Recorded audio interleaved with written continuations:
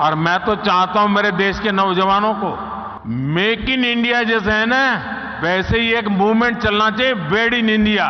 शादी हिंदुस्तान में करो।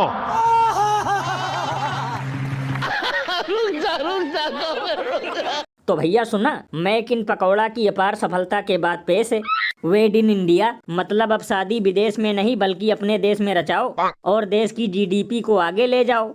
लल्लन भैया, इसीलिए तो इस पर महान कवि बाबा झंडू प्रसाद ने कहा है, आजकल वो भी दे रहे हैं शादियों पे ज्ञान जिन्होंने खुद की बीवी पर नहीं दिया ध्यान।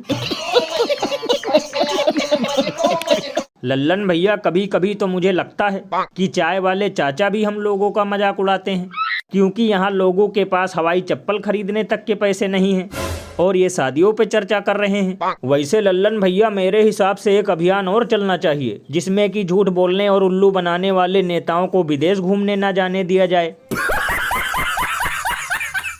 गजब बेइज्जती है।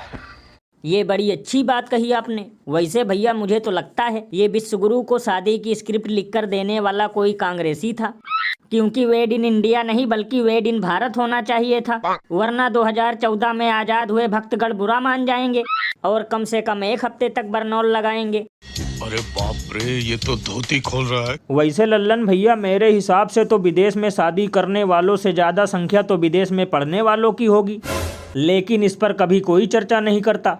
क्योंकि भैया वहाँ पढ़ने वाले बच्चे हवाई चप्पल वालों के थोड़ी हैं, वहाँ तो केवल मंत्री, विधायक और बड़े बड़े उद्योगपतियों के बच्चे पढ़ने जाते हैं और बाकी देशवासियों के बच्चे पौवा पीकर रैलियों में नारा लगाते हैं। और अभी तो रुको, क्लाइमैक्स अभी बाकी है। पर आप अपनी नीतियों के नाम पर बिल्कुल नहीं मांग सकते। वोट मांग आप तब तक वो वीडियो निकालिए जहां पर बोल रहे हो कि इतने शहीद हो गए और मुझे वोट दो। अभी मजा आएगा ना भिड़ो। मैं मेरे फर्स्ट टाइम वोटर से कहना चाहता हूं कि आपका पहला वोट वही है। तो बालाकोट, मैंने कहा बालाकोट, आप कह रहे हैं कि नहीं, शहीद जो हुए उनके नाम पे आप। पुलवामा में सुनिए, पुलवामा में उन वीर शहीदों के नाम आपका वोट समर्पित हो सकता है क्या? मुझे अपने घर जाना है।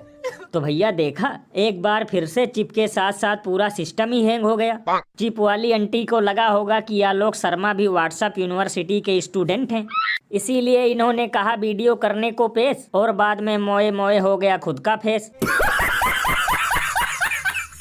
ये बड़ी अच्छी बात कही आप।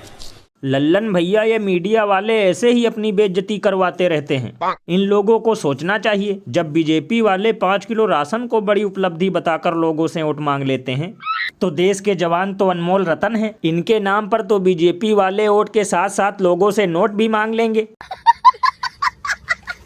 ये बिल्कुल सही कहा आपने। वैसे भैया, इससे भी इन लोगों को कोई फर्क नहीं पड़ने वाला, मतलब इसे भी भैंस के आगे बीन बजाना ही समझो।